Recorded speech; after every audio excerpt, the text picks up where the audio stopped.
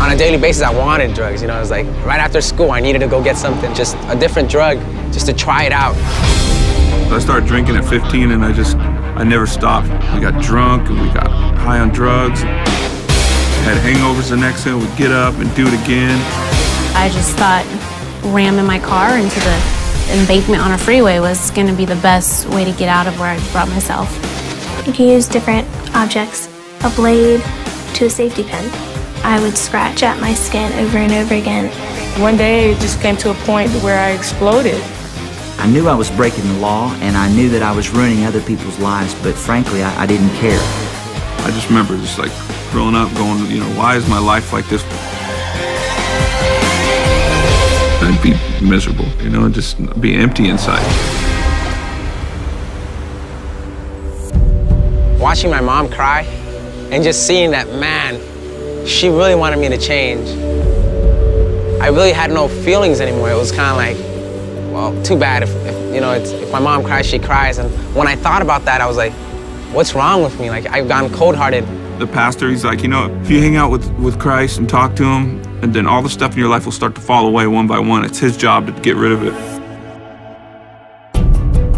I just said to myself, you know what? I'm tired of having last times, and I'm tired of feeling awful.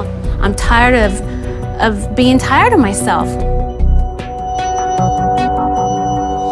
I didn't like myself, so I didn't want to like others. And I just thought, Lord, if there's any help.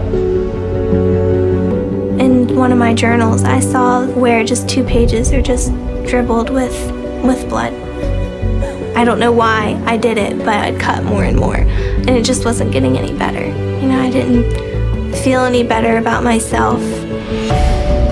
So that night I decided to pray, but I didn't know what to say.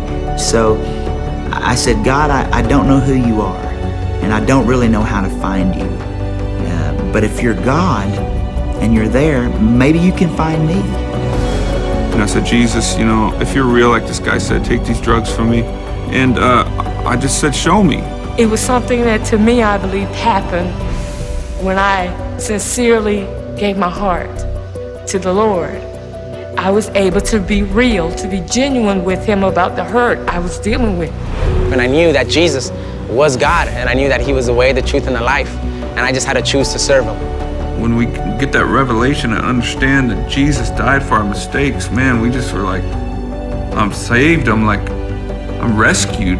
I just told the Lord, I don't want me anymore. I need you, Lord. I want you to change me and make me new. When I came to Jesus, all I had to bring him was junk. I needed to ask for forgiveness. I needed to repent of my sins and turn the other way and be open to what God wanted to do. I think about how I would cut on my wrist and Jesus was nailed there, you know, and that was his scar that he had, but he didn't have to. Jesus Christ says hope is possible, it's there, it's very much alive.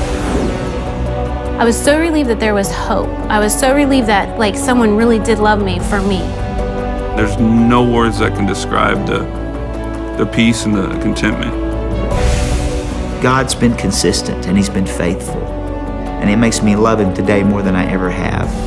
God proved to me that he hears the heart cry of desperate people, regardless of where they are.